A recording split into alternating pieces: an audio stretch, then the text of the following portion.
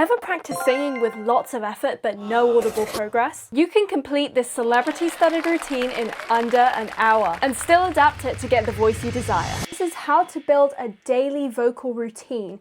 Now, a routine can span your warm-up, exercises, rehab drills, and physical strength building, so there is a lot that goes into it. Now, the whole point of this is to test your limits and expand them each day for a month at a time. And then you can change it. This is just the outline framework that I'm going to show you. So the routine in this system should answer for you the question, if I do this every day for 6 months, will I unquestionably become a better singer? And hopefully the answer is yes. Let's get right into it. That's the promise.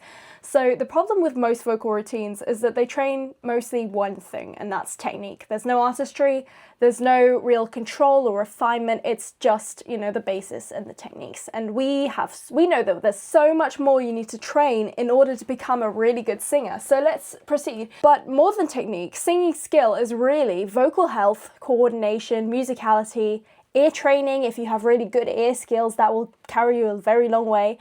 The way you perform, the repertoire that you're singing, your self-awareness while you're doing it, and attention to detail, that's really important. Your inspiration and the tastes that you have, think about your artistic influences as well, and the consistency that you do it with.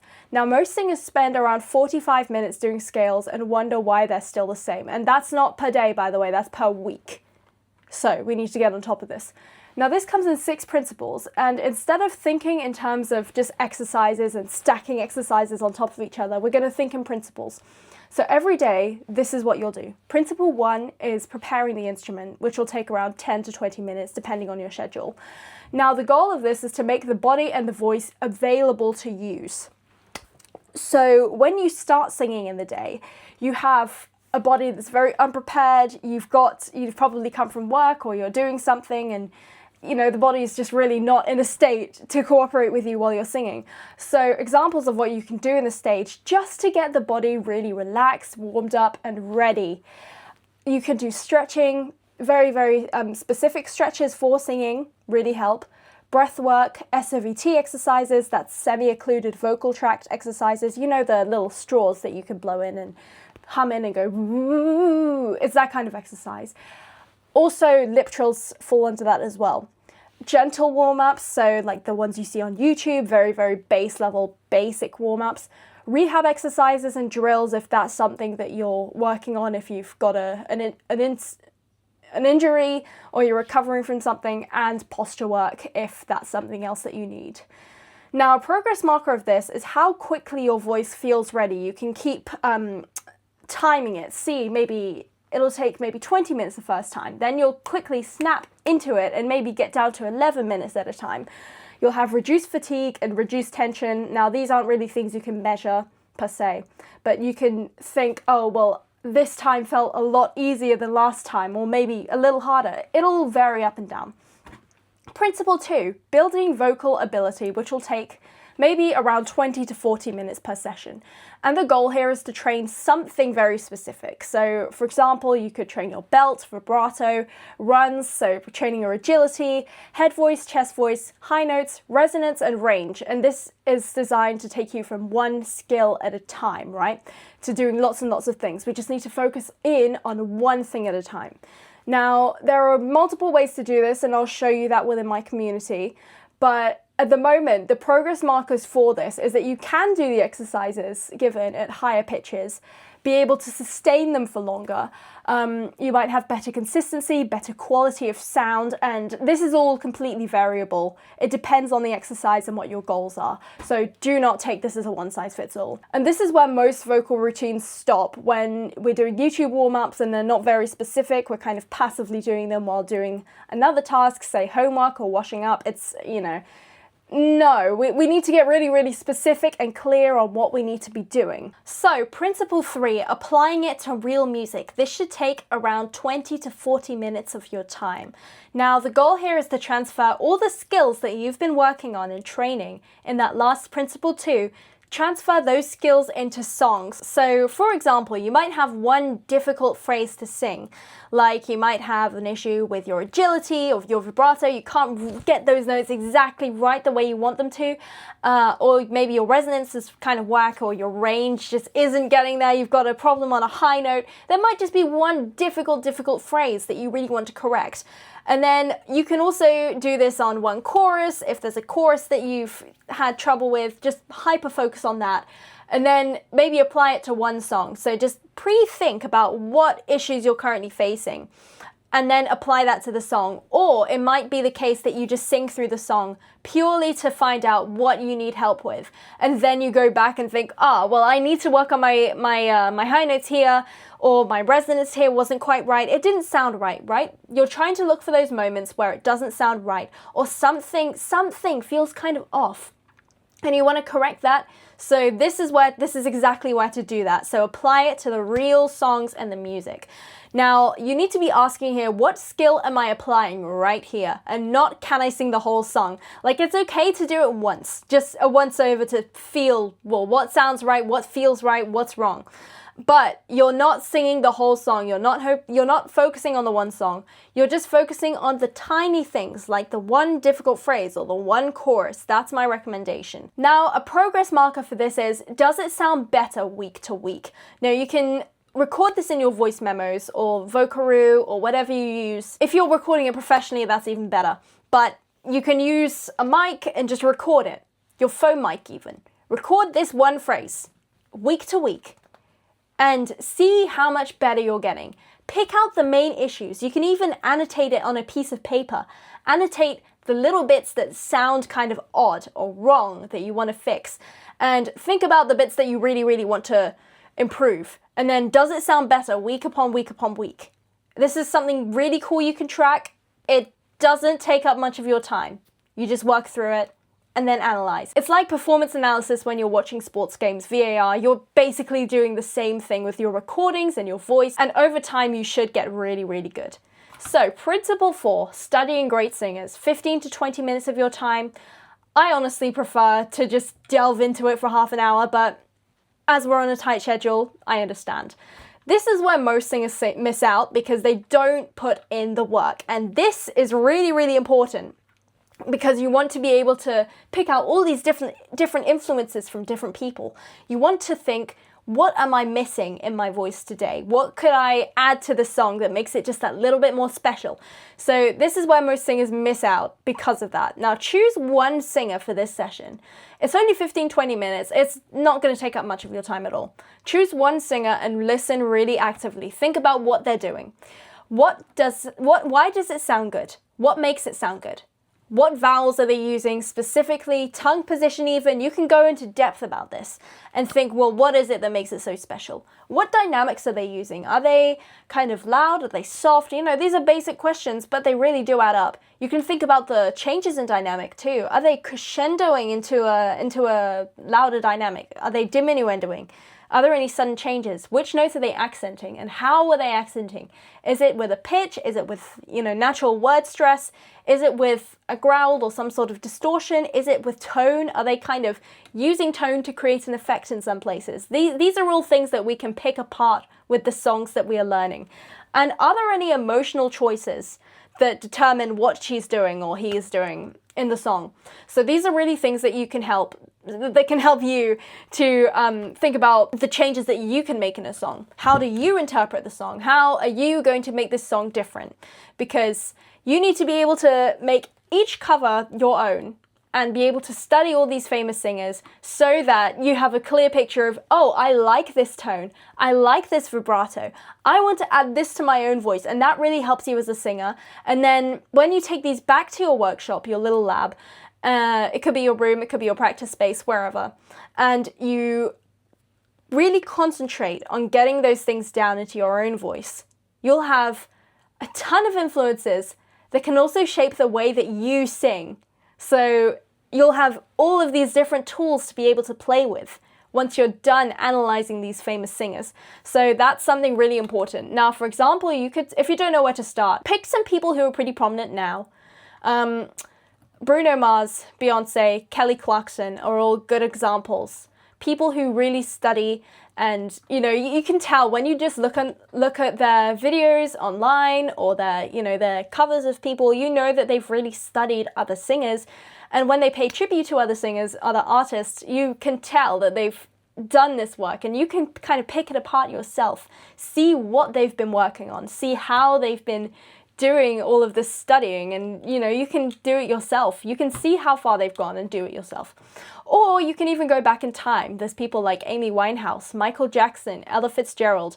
Think about those big singers and why they got so famous and how you can do the same. Now, a progress marker for this is, has your musical vocabulary expanded by 1% today? Now, this is a judgment only you can make. One little bit towards a more musically fluent voice. So think about the things you've learned. Are you maybe just that 1% better at your performance? Are you that 1% better at showing emotion, at maybe even stage presence, mic techniques? Are you a little better with engaging with people? Can you really draw people into your world? Are you good at setting the scene? Do you have a stage map planned? These are all really important things to think about. It's not always about listening to how they sound. It might also be the way they move on stage, the way they engage the listeners. This is also really important because you can sound really good, but if you're standing like this, I want to break free, no one's going to take you seriously. So really work on this. Work on your stage presence. Work on everything that you can absorb from your favorite artists and the artists that have come before you, the ones that have really made it in the world of music. So principle number 5, create feedback. So this is 10 to 20 minutes self-reflection, guided self-analysis. This is your really VAR moment. And this is probably the section with the biggest impact for you. Now, this is what you'll do. Record something every single day. It's not perfection. I just want you to record something that feels raw enough for you to say, well, this is how I did it. And this is your evidence. You stack it up day upon day upon day. You'll see that over time you've done all of this work, and you'll be able to look back on it and think, well, I did that. Now, it could be one phrase, one exercise, one chorus at a time. It's all down to you, but I want you to listen back to it and ask yourself what improved from the last time, what stayed the same, and what is tomorrow's focus. Now, because you've been looking at all these skills in depth and you've been thinking, we've done that little VAR section of you recording that little sample, working on it, you'll be able to think more clearly about this now. So think about the things that you can improve for next time. And think about what you did in previous sessions that really, really works. There might be a sort of tone that you accidentally did on the recording that you might think later, oh, well, how do I pick this apart? How do I make it sound like that again? These are all things to do. And you'll build up an archive of recordings so that you can just have this motivation on your doorstep, on your phone. And it becomes incredibly motivating over time once you see the progress and you can hear it, listen back, like, I don't know, January 2025, you might see this little sound recording, or if we're starting now, I don't know, July 2026, you'll just be able to see, oh, well, I did that. And, it might be really encouraging seeing how far you can go next time. So that's great. Principle number 6 is the tiny growth challenge. Little tiny bits. See, we're not focusing on massive action here. It's just tiny little bits that compound and become this great growth spurt in your voice. So this is 5 to 15 minutes of your time. It's a very, very small portion. I'm going to have a water break, so should you.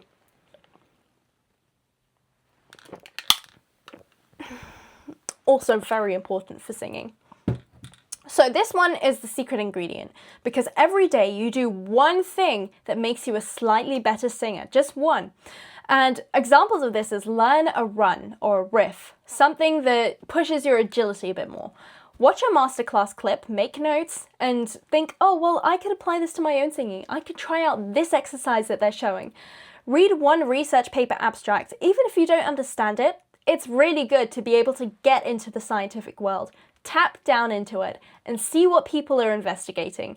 Even if it's not common language, you could, I don't know, put it into maybe a text-like editor and then just pick out the words that you really, you understand, and then ask Google, well, what does this mean? And, just go through it little by little, try and pick out the meaning and understand what they're saying.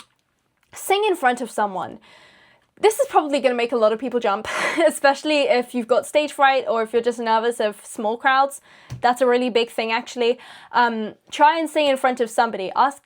Just go up to someone, ask them, hey, do you want to hear me sing? Family member, friend. Takes 30 seconds, kaboom, you're done. Builds up your confidence immensely. Post a clip online. That's even, I don't know, people can take that as worse or better, your choice.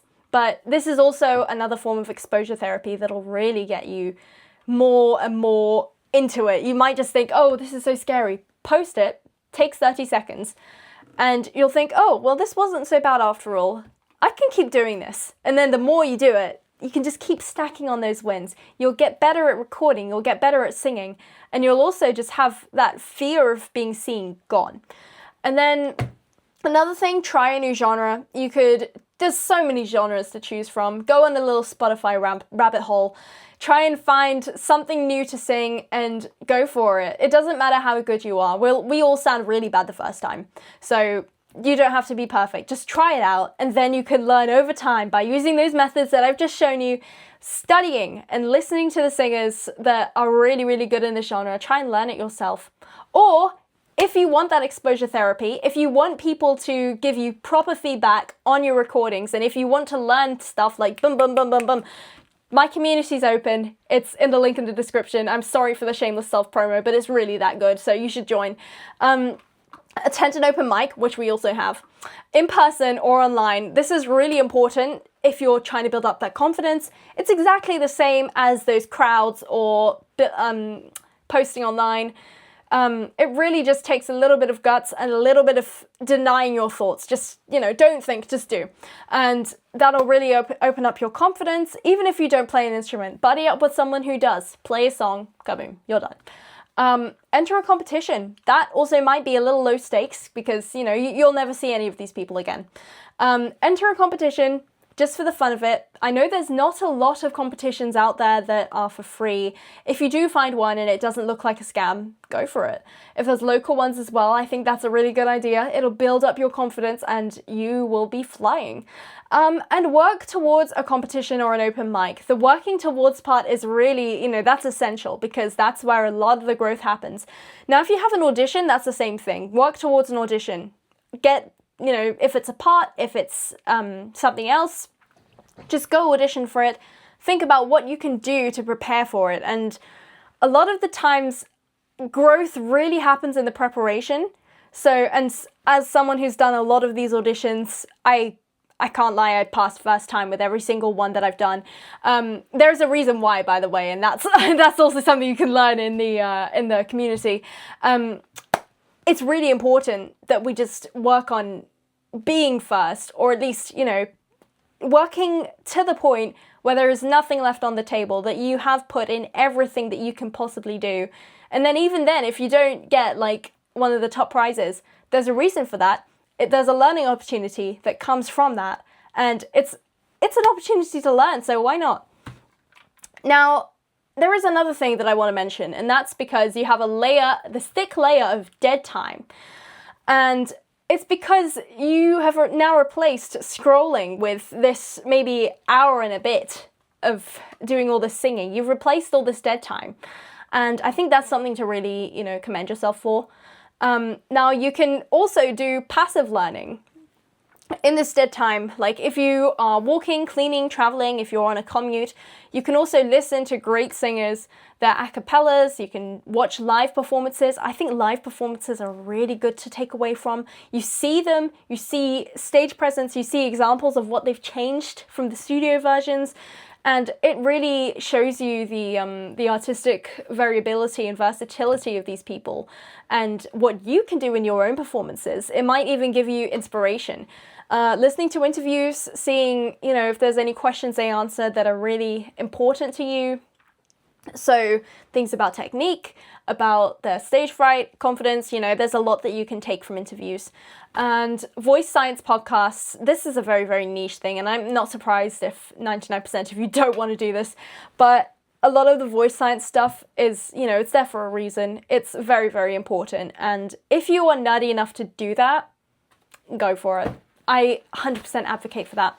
And most important part is pick them apart. When you listen to anything like this passively, you know, on your commute or walking or anything, really think about it. Don't let it just go in one ear and out the other. Really think about what you're listening to.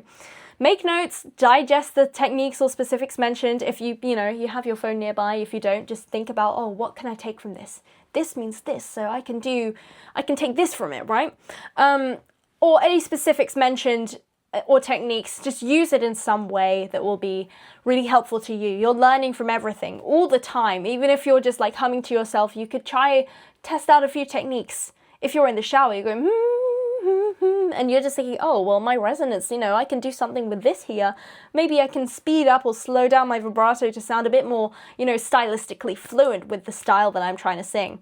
There's a lot that you can do. And this will add another hour of learning to your day without feeling like work. It feels light and you'll really start to enjoy it. So I think that's awesome. And now the total time for this sounds like a lot, but it's really not when you stack it up. So the essential version of this is the very condensed, normal version. Preparation time, 10 minutes. Skill building, 20. Applying to songs, 20. Feedback, 10 minutes. Growth challenge, 5. This is very realistic, 60 to 90 minutes. You can have overlap time if you really want to go that far, but it's just an hour a day, and you're doing so many different things. So, and then the serious version, you've got maybe 2 to 3 hours of time, but it doesn't feel like that. It just goes like preparation, 20 minutes, skill building, 40, apply, 40, studying artists, 20, feedback, 20, growth challenge, 15, passive listening throughout the day. It isn't overwhelming if it's really what you enjoy, and that's something you've got to ask yourself. Why do you want to get better at singing? Is there a specific purpose? Do you just want to sound better? Do you want to be able to perform in front of people? Do you want to make it as a singer even? That's not an impossible dream. It's something that I really encourage. I think everybody should get to the level, everyone who wants to learn to sing should have the chance to get to the level where they can sing professionally. It is a skill and should be treated as such. Now, how are we going to measure these is the most important question. We've got all of these little things. Some of them are self-assessed, some of them are less so, but the routine needs visible progress or people quit. So this is what I'm going to call our little measurement system. So I would only track 4 metrics. So number 1 is a streak. So how many days have you completed this? Don't tell me you're only going to do it for 4 days and then quit. Oh, I can't, it's too much. No, keep going. 2, your weekly recording. So you can have your little snippets of the same song. Do the same song every week. Change it up every single month or maybe every 2 months. And it's going to be a huge motivation when you have these 4 recordings. So maybe first week, second week, third week, fourth week, etc. And you see the progress you've made. You can really hear it as well. I think that's so motivating, and it's also a really good tracker of progress. Thirdly, your skill focus. So your current focus could be something like power, belt, agility, range. You could track one of them at a time. So what I'd say for belting, I guess that's really just audible clarity that you can track in your recordings. Agility could be a little bit easier to measure if you've got one of those pitch graphs, if you've got one of those pitch apps like Vocal Tuner or Vocal Pitch Monitor. They're on the App Store and, they're on the App Store and Google, wherever you get your apps. Range, easily trackable. You can track it through one of those pitch range videos, like I'll link one in the description. I've got to make a note of that. And just add it to your routine. Maybe measure it like once a month. And then the second month you do a range check. Oh, it's slightly bigger. Don't get discouraged if you also lose some of that range.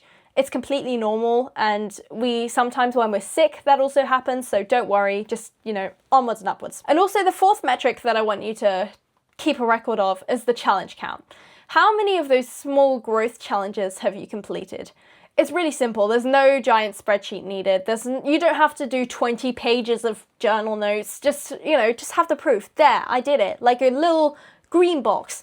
And this is why little templates, like the one that I've linked in the description, are really, really good for tracking this. All you need to do is put like a 1, a 5, if you're doing a 1 to 5 rating. Or you could have like a yes or a no or a tick or a cross, something like that. So the one that I've linked in the description, I've made myself for this exact purpose. I thought it would be really helpful to have something for you guys to digest. And I mean, there's no digesting really to do. It's just tick, cross, yep, yep, yep. One day done. So I think that's really helpful for you guys. And obviously, all this and more is going to be available for you in my private community, which is also in the description. Highly recommend you join. It's quite, it's affordable compared to how much voice lessons cost a week. For the really, really good teachers, a voice lesson can cost anywhere from $60 to maybe, I've seen some $300, $400 an hour. So just keep that in mind. It is crazy out there. But if you want all of that information from someone who's lived it, this just feels affordable. It is really, really good. I highly recommend you go join. And this is going to be pretty much the only daily singing system you need. And of course, if there's anything else that you want to track, like, well, it's up to you, then you can always add it. You can always add a section for that or just change it slightly. But there is no excuse now. You have no excuse but to just get down and do the work. So thank you for watching. I really appreciate it. Make sure you check the description for all the links I provided, and I hope to see you there soon. Take care.